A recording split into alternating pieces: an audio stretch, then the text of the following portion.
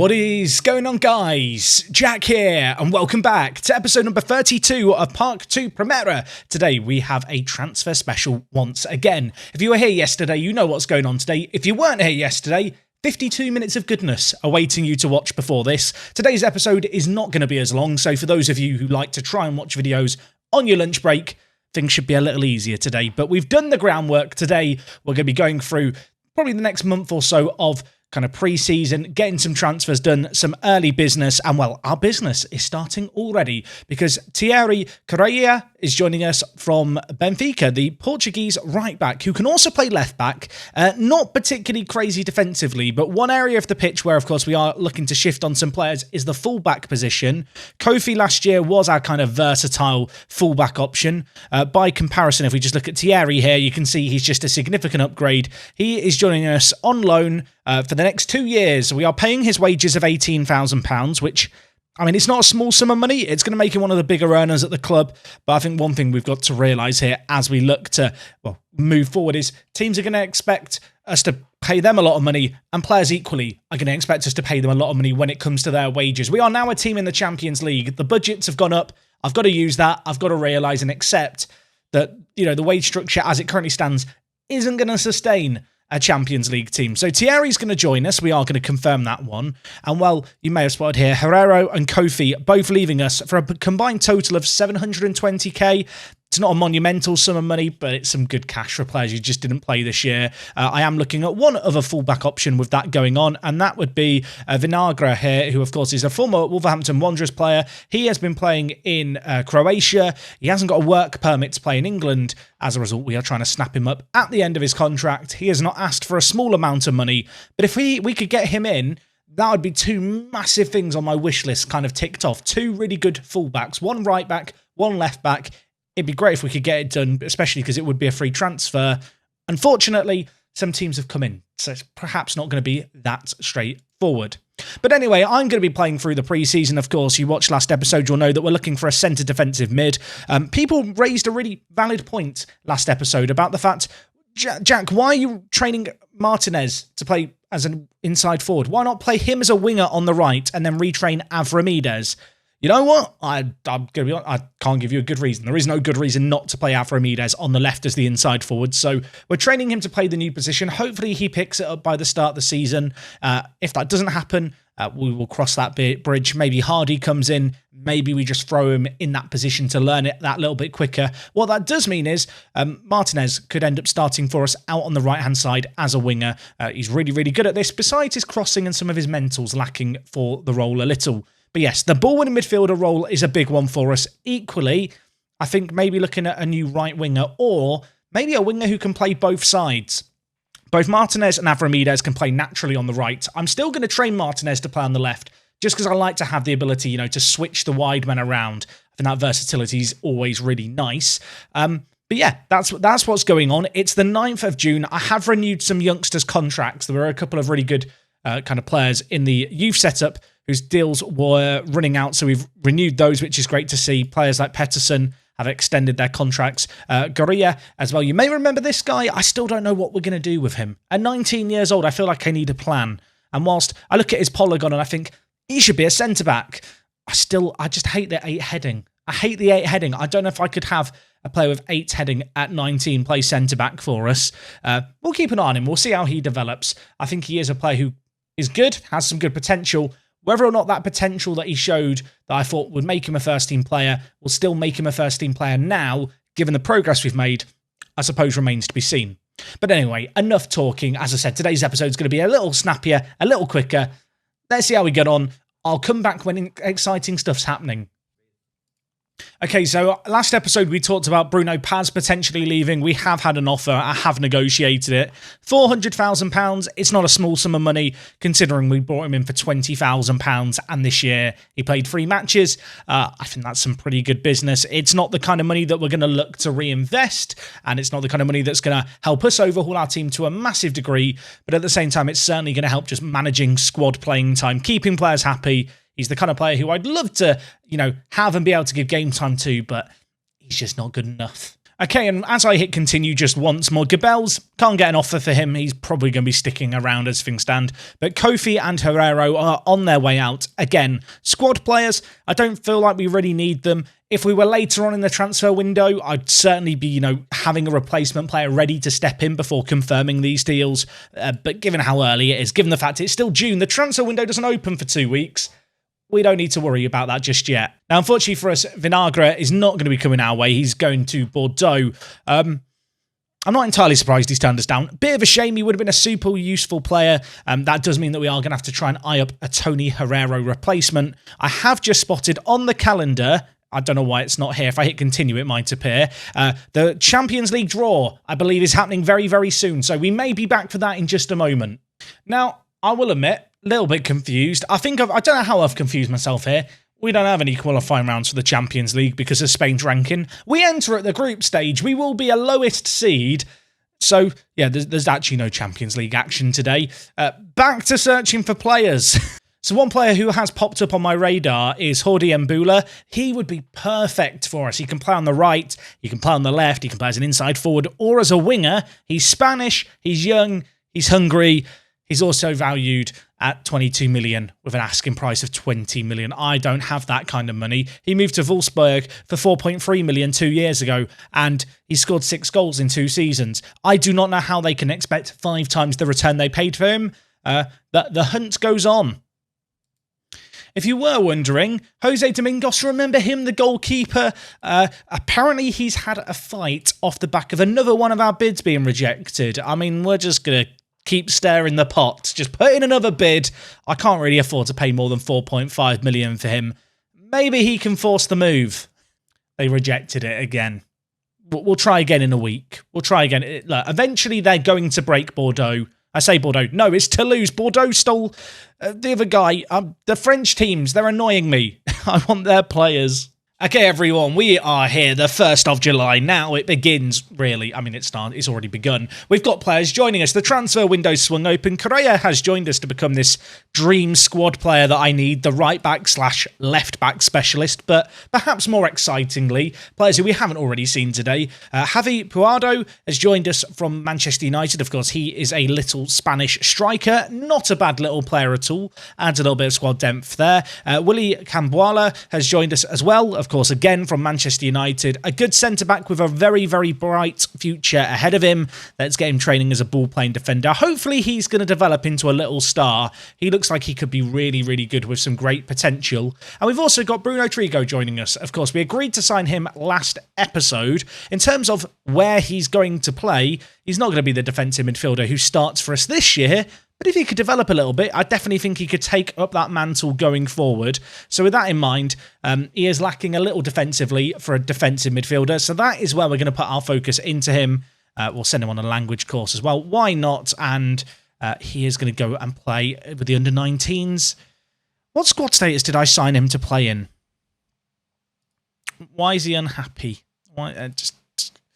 Let's just check. He's happy. He's going to be a squad player. And then I've demoted him and he's not happy. Machado, this is a true test. How good are you, Machado?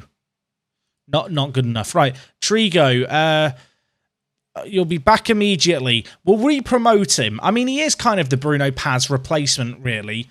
But at the same time, he's not going to play for us this year. We'll make him available for the under-19s, but to keep him happy, we'll keep him training with the first team. Elsewhere, Pablo Martinez is a good player for us. Well, he was an okay player for us. Calling him a good player is perhaps an exaggeration. He was on loan for the whole of this year, just not good enough for our first team. Again, it's a player who we're going to sell on for a few pennies. Not a huge sum of money, but enough to justify moving him on, especially for a player in our B team. And, well, now I can really start to get hunting for players. And, well, there's loads of players in Spain here who have been released. Oriol Busquets has been released. He's usually pretty good, is he not? I mean, am I mad thinking that he could be a good defensive midfielder for us? I mean, we signed Blanco last year to play a similar position in the team. We'll have to get the scout report. He's asking for a lot of money. I wonder if I trial him. I mean, on the face of it, he looks really, really solid. If we just compare him with Blanco, you can see Blanco probably a better player on the whole. He is also 25. I thought he was a little younger than that. But he could still be a useful squad player. given his age, it becomes a little more difficult to justify paying him any more than Blanco, who's on £14,000. Busquets was asking for I think 25,000, close to that. There's a few other players who have been released, like Riquelme here. I don't think any of these are quite as good as Busquets. Roger Marti, released by Levante, little old for our liking. Eden Hazard. Could I sign Eden Hazard? He wants to be a director of football.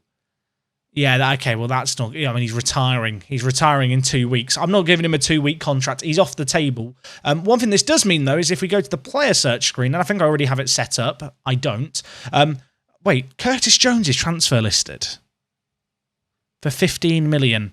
I don't have 15 million, but Curtis Jones would be a really good player to sign, wouldn't he? Also, Neco Williams there. He was good for us once upon a time in the LAN project for long-term viewers. What I actually wanted to do here, before the game stopped responding, are we okay, Football Manager? Why have we changed homegrown status here? We want to have a look at players' contract status expiring in a year. I saw Kepa there. Did anyone else see Kepa there? I saw Kepa Arrizabalaga. I mean, I am never going to be able to afford whatever money they expect me to pay for him. I mean, 7.5 million? And after 50 games, we give them... I mean, when I think of Kepa, I think of the penalty incident where he refused to be subbed off. And I think to myself, do I want that in my team? But then I also look at him and think, he's 29, he could be pretty useful for us. That said, he's not way better than Machedo. Machedo's actually developed really well. You know, this is a silly transfer, isn't it? Cancel that, Jack. Don't be so ridiculous. Ivan Illich here is another player who's currently transfer listed. He looks really, really solid. He's got an asking price of 17 million, so it's probably off the card signing him right here and now. But he looks like he could be a really, really versatile player. Don't know if I'd ever play him as a ball-winning midfielder. Just kind of one of those players who looks good, but not really what we need right now. We've all been there. You're playing Football Manager. You're looking through the list of players that are kind of popping up. There are some, and you look at them and go, oh, that player, he'd be really good. He's not what I need. He's what I want. He's not what I need. I need to be sensible. I've got to remind myself, we've got £12 million to spend. There is not a load of money to flex. I have been thinking about, if I had to sell players to make moves, who could I sell on? I mean, the reality is the most valuable players in our team are in on loan. If we were going to move on anyone, I mean, it might be difficult because no one really wants anyone except from Gabels, who now does have interest. It's just a load of teams wanting him on loan. I guess the £3 million asking price is a bit steep. We'll offer him out. Again, this might just be a mission to get rid of Gabels in today's episode. Speaking of which, we've got 2 bids, and it's 2 teams in League 2. £3 million. I mean, ordinarily, that would not be a big sum of money. For us, that's quite... I don't want to say game-changing money. That's a ridiculous statement. But it's money that we can definitely use to reinvest elsewhere. And we've obviously just brought in a new striker. So it's kind of nice. Busquets as well, in on trial now. He's asking for 26,000. We've got him in on a 4-week trial, so we can be a little bit patient, I think. So with those new signings, the current squad size is rather large. 27 players. It's worth noting, Resende's come back from his loan.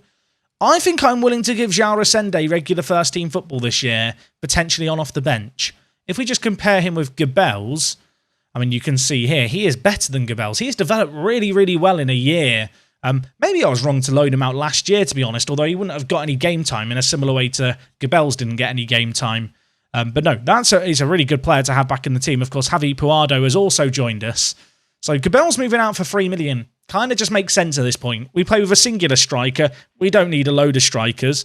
That would take our squad size down to 26 players.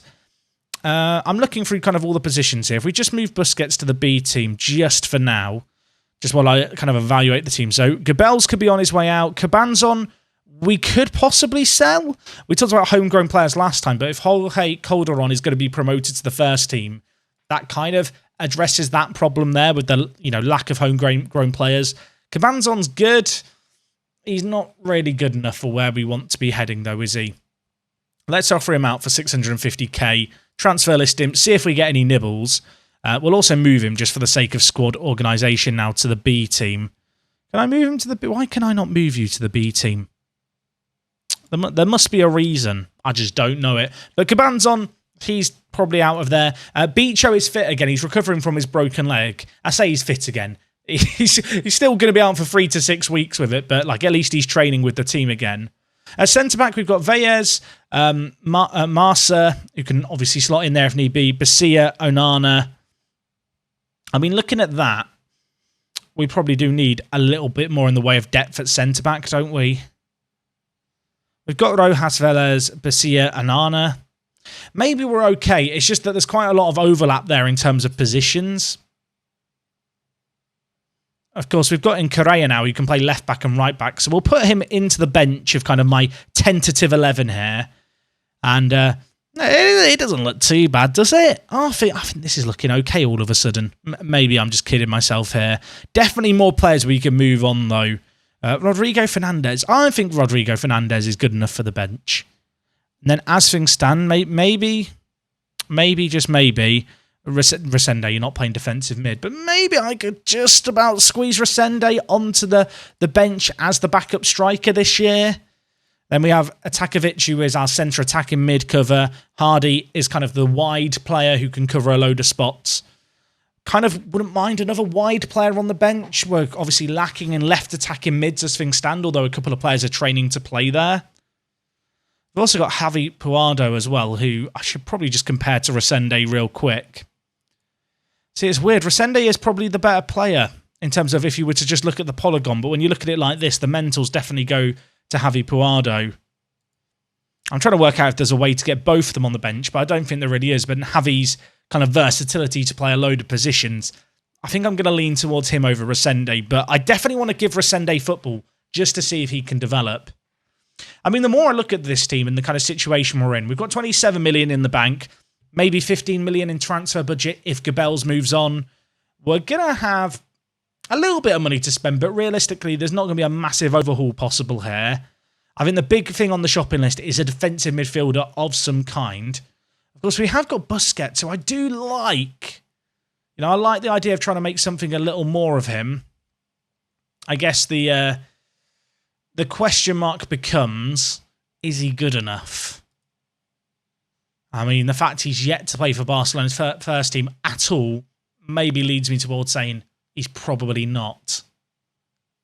Okay, so I finally have a couple of transfer targets, I think. Miguel Sagado plays for Vitória Guimarães. I don't think that's how you say it. For the amount of times I have to say this team's name, I should learn how to say it. If you've never managed in Football Manager, just go to their B team and go to their first team and just have a look at what players they've got. They always have some good ones. Anyway, Miguel here, we can sign for about £2 million. And you know what? For £2.3 million to come in and just be a fourth choice striker aged 18, I think it's a little bit of a no-brainer, even though he's going to be 19 soon. I mean, he's one of those players where, to be honest, if he was like 25 and this is how good he was, I'd still think he's a good buy at 2 million. So the fact there is that potential is nice. Maybe I'm looking into that potential and hoping that that is going to cover for his lack of consistency. You can see here, he wants to be a star player, though. Now, actually, no, I've lied. He wants to be a squad player. I can't read. Let's try removing these couple of things, which is good. And you know what? He wants £7,000 a week, which is perfectly fine. I hate deals that involve the wages gradually scaling. Let's sign a longer initial term. Let's shake on it. Let's agree on it. Let's get this deal done. I think he could be a really good addition. The other player I'm looking at is actually a player who I'm yet to scout. The scouts are now off going and having a look at him. I was looking him through South America because we've got one non-EU player spot. I feel like defensive midfielders in South America are just like an iconic duo. And well, this guy's name is Corridor. I'm just going to be calling him the Corridor. He stood there. He's like the hall monitor. Doesn't let people go past him unless they've got their pass to be out of class. No, he looks absolutely insane, this guy. Model citizen personality. 18 years old. His mentals are great, determination, concentration, bravery. Physicals may be lacking slightly, but he can bulk up given his age. And yeah, I mean, I look at him, 15 heading, 14 passing, 15 tackling, 16 technique. He's technically gifted as well. He's a bit similar to one of the players we looked at in yesterday's video where you look at his vision and go, oh, he's not that good at passing. But actually, it's just because his flair's low, which is a defensive midfielder he's never going to need. Yeah, I'll be honest with you.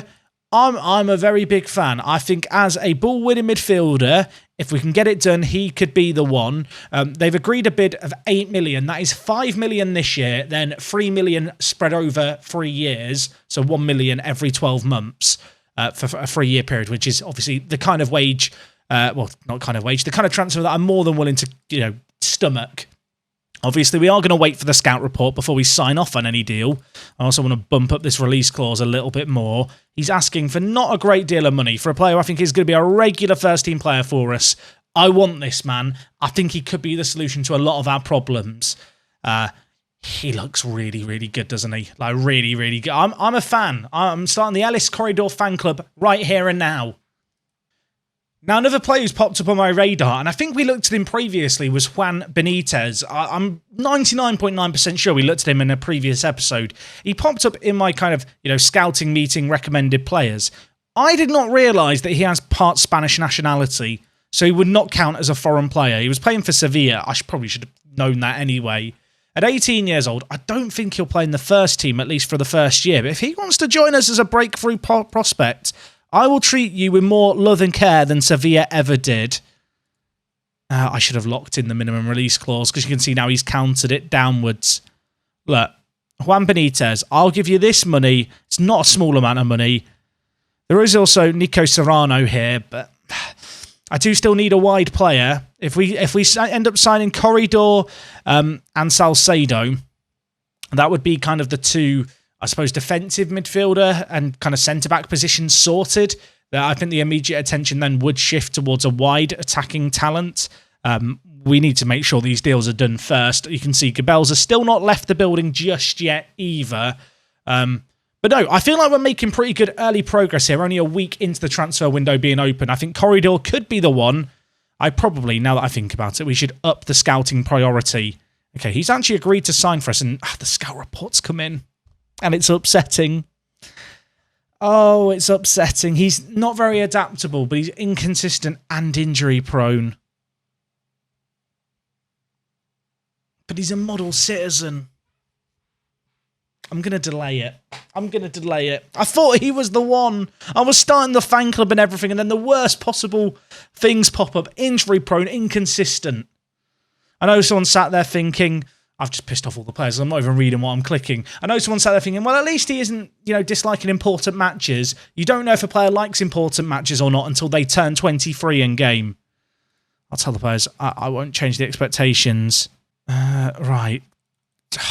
I'm so upset. I mean, at least Calderon's doing well. He's improved as a footballer over the last 3 months. Let's look at the positives. I need to go back and have a look for more defensive midfielders, don't I? Okay, so some good news. Miguel Salgado is going to be joining us. 2.3 million. Good little squad centre-back, 18 years old. Obviously, slight downside the fact he's inconsistent, but if he could develop just a little bit, he's going to be a top-quality player for us. And it's one of those deals where even if it doesn't really work out, we're not losing a load of money. It's not a risky transfer. Rojas is a little concerned about his first-team football now. I mean, you can see here, just Salgado is a pretty good upgrade on Rojas, who will inevitably now become our 5th choice centre-back. It means that kind of in the pecking order, we've got Basia, and we've also got, of course, the new addition in Salgado. You can see them side by side here, challenger for the centre-back spot. I mean, when you consider the combined outlay for these players was less than £3 million, we've got some really good bargains at centre-back, and that's kind of without looking at the likes of Valles and, of course, Onana, who are the duo starting at centre-back. Of course, Onana, not quite as budget, I suppose, at £7 million compared to a lot of our team.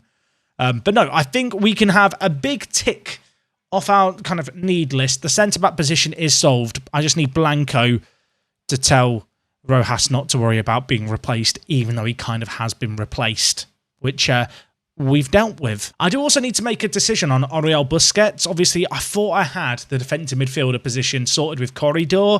I have got the deal delayed by a week, so I've not got to make a decision right now. I'm really hoping that Busquets will just lower his demands. If he was to lower his asking kind of wage to like 20,000, maybe a little less than that, I'd strongly consider giving him an offer, especially because, he's a young Spanish player. I say young, he's 25. He's not that young, really, but he's a Spanish player in the Spanish core of our team. Obviously, our team is pretty full of graduates of, both Real Madrid and Barcelona. It'd be lovely to add another one to the ranks, but at the moment, those wage demands of his are a little on the high side. But Juan Benitez, we've talked about him a little bit. I mean, whilst he's a very limited player, if he wants to join us on a freebie, he's very, very good as far as defensive midfielders go. Now, would I want to start him at defensive mid? Probably not. But if it came to it, he really wouldn't be that bad of an option. I'm trying to work out if I genuinely believe that, or if I'm just telling myself this to help me cope. So a player who has popped on my radar is Ndika Matam. We are going to need a left-back with Herrero going out. At 24 years old, he's moved the last 2 summer transfer windows, and he did play for Sevilla this year. Of course, first he is going to be a backup left-back, playing second fiddle to Marsa.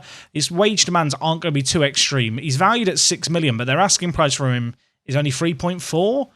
I think for that kind of price, especially if the Gabels deal happens, that could be a really solid bit of business just to try and get this left-back position covered, because we've sold our coverage at left-back. Now it's time to bring in some actual coverage. So I'm just looking through the transfer list of defensive midfielders, because we still need to solve this position. A man who's popped up here, who I'm very familiar with, is Mateus Fernandes. He's really, really good in Football Manager. I've used him in draft mode a few times. Super, super well-rounded, of course. In real life, he transferred to Barcelona. In this save game here, it's not really worked out for him. He's currently playing for Nice, but he's transfer listed with an asking price of 4.5 million. Now, wages might be a concern, and we will wait to get a scout report back. But, I mean, if we just compare him and Corridor, just for a straight comparison, you can see here, not as good defensively, not as good mental-wise. Of course, he is a little bit older as well. But nevertheless, a really, really solid centre mid, really, really versatile as well. I think for £4.5 million, it could be a really good value for money transfer if we go for that over Ellis, who, the more that I look at him, the more I'm less sure on him, if I'm being completely honest. Why is he asking for so much money? 21,000 for a backup left back. I need to get a scout report, but I am not sure on that one. Fernandes, on the other hand, I think his wage demands are going to be really reasonable here, which is kind of surprising. We'll see if we can get him down a little bit. He wants 30,000. I'm going to hit him with the 22,000 and see what he says. He wants 28. I'll do 22.5. I'll drive a hard bargain. Look at that. I should work at car boot sales professionally. My sales pitch is absolutely unreal. Look at that negotiation, folks. Oh, I love it. I love it. I love it. I love it. He is good as well. So going into the new season, you know we're getting towards the new season point when we're being told about a top half finish. We're being told, we need to attempt to be competitive in the Champions League. I think that's going to be a stretch on our current budget. I can't up any of the expectations except in the Copa del Rey. But you know what? I'm going to play things safe. We're going to update our requirements. The board wants to increase the wage for scouts. Can we have a bigger transfer budget? You know what? Just improve the club's youth system. They don't care about the kids. My board do not care about young children. That is not on. Also, the new season's here. The high scores. Does anyone care about the high scores in Football Manager? I feel like people have always just hacked at the top. And then I don't want to know how much better or how much more free time my friends have than me. Maybe that's just me. Also, Gabels, £3 million. We get 2.6 of that in transfer budget. That's not that bad. That's not that bad. And also, we're going to receive a load of TV money. Again, the fact that we've got 46 million in the bank and the transfer budget is 12 million is a little bit upsetting. I was hoping for more money to spend this year, but maybe come January, the board will feel a little more generous. That would be nice. Okay, so I've got the scout report on Mateus Fernandes. Injury prone. I hate it. I hate it. I hate it. I hate it. We have got just an issue finding this defensive midfielder. I thought Corridor was the one. He could still be the one. I've not cancelled the deal yet. Mateus Fernandes. The finances are very, very good for 4.5 million. It leaves us plenty of money in the bank. In fact, I could buy him and Corridor. Ndika Matam, the wages are a little steep for my liking. I mean, I look at the team now, and it was always going to be a tough year. We've got in Corridor. We've obviously had Puardo come into the team. Trigo's joined us. I don't want to overhaul the squad too massively. I want to stick with what's been working for us. We've got a bit more strength at centre-back. I am now thinking Oriol Busquets probably isn't good enough. Yeah, it's a bit of a challenge, this one. I have no idea how much time I've spent talking. with this video so far because I've just been, I hit start record. I don't talk when nothing's happening. I come back and talk when stuff's happening. I feel like I've made so little progress here in terms of finding players, whereas in terms of actually continuing forward, I've made too much progress. I'm getting forward too quickly. Like the pre-season friendlies are starting very, very soon. In fact, they start today. And the one position I really wanted to solve, I don't have a solution for. And Dicker Matam decided he would rather go on loan to Germany than play for me. I don't know how to feel about that. So I need a left back still as well. Oh, this is really, really difficult, this transfer window. I have money to spend. I just don't want to spend it on by spending too much on just the wrong players. But maybe I do need to just put my hand in my pocket and spend some money. Wait, who's this guy? Okay, I was way more excited about how good he could be on the scout report, and then he was awful. There's a guy from Venezuela playing in the Netherlands. I mean, scouts, who have you found? Have you found me anyone interesting? This guy, he's awful. He's absolutely awful. I mean, Romania is usually pretty good for players. I did have a look at Serbia like about 10 minutes ago, just because, of course, we've had a few Serbians in our day, and of course we signed Atakovic ourselves. There were a couple of Serbs here, but they're not what we're needing. I mean, Simovic, we'll get there eventually. Blimey, Jack, could you stutter more? He's good. I don't have £15 million to spend on him. But what about Romania? I mean, why not have a look at it? If you don't do this yourself, you're missing a trick here. Go to national teams, sort by age, and look at the players. Apparently our scouts have scouted a few of them. Who are these guys? Savu, you will not do. And this guy, Carpanu. I mean, he's inconsistent, but he's really good. I mean, could I train him to play defensive ball-winning midfielder? I mean, when you look at that, would I be mad just to sign this guy and just force him like a square peg into a round hole to play defensive midfielder? He's 18. He's got potential. How much are they going to want? Like 5 million? Maybe slightly more. Maybe like near a 6.25 if I had to guess. 5.75? No. 6.25? Yep. There's a point at which you just kind of work out what teams want. I mean, is that the most mad idea I've ever had? Would it be a fun little experiment? Yes. Do I have players who can play defensive midfielder for the immediate term? Also, yes. It could be the best worst idea I've ever had. Onana could move up and play ball-winning midfielder. He is natural, you can see, at centre-back, which is nice. And he's not really got the natural characteristics of a defensive midfielder playing as a ball-winning midfielder by any means. I mean, the more I look at it, the more I'm like, Stefan, he could be the one. I mean, let's see how much he asks for. I don't want to... he wants 13,000. He wants to be an important player. What if I make it bad? If I make you a regular, he wants to be important. He knows he's good. He knows he's good. I know he's good. He is inconsistent. Let's up the release clause just a little bit. I don't know why I've clicked it 20 times there to move it up from 50 to 70 million. Okay. I'm going to leave things here for today, but I'm going to leave it here with you guys to decide. Who is our next defensive midfielder? Is it Mateus Fernandes? Is it Ellis Corridor?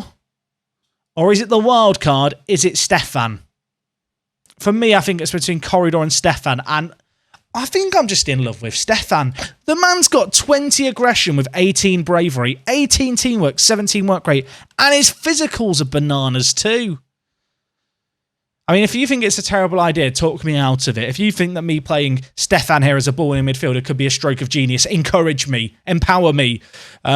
Tomorrow I'll come back with a decision made, and hopefully a left back as well, because that is the only other position right here and now I don't really have a backup in. Everywhere else, I'm quite happy. The squad is a little on the large side. Maybe a few of the fringe players like Caban's on, if I can't sell them, will go down to the B team. I mean, I think fundamentally the first team was never going to change much this year. The back four and the goalkeeper are all great. They're here for another year. They're obviously all fairly new players. Similarly, with the exception of Torre and Mojica, and I suppose Martinez, they're all kind of new players in the midfield as well, so they were never going to be touched. And then, well, the three we've just talked about have all been very, very good this year, so I don't feel a need to touch them. And that's without talking about the likes of Hardy. Yeah, I mean, the season starts in about a month. I think on my shopping list, left back, defensive mid. But I think between the three of them, one of these players can surely do us a job. I'm leaning towards Stefan. I might be crazy. You guys can let me know in the comments. But anyway, guys, that is going to wrap up today's transfer special from me. Let me know if I'm mad about Stefan. What would you do in my situation? Am I making any critical errors? Let me know them down in the comments. If you've gotten to the end of today's video, please let me know your favourite topping on pizza. This is a test. I want to know how many people got to the end of the video. So if you're sat there thinking, oh my gosh, he's talking to me. I've sat here for 32 minutes. I don't know how long the video is. Maybe it's shorter. Maybe it's longer than 32 minutes. That's irrelevant. Favourite topping of pizza. I've lost the ability to talk. Just tell me your favourite pizza. I'll see you tomorrow. I'm going to go have a lay down. Thank you for watching. It's me, Jack, and I'll see you guys next time. I'm out. Oh, sometimes the outros just, I can't get them out. Today was one of those days.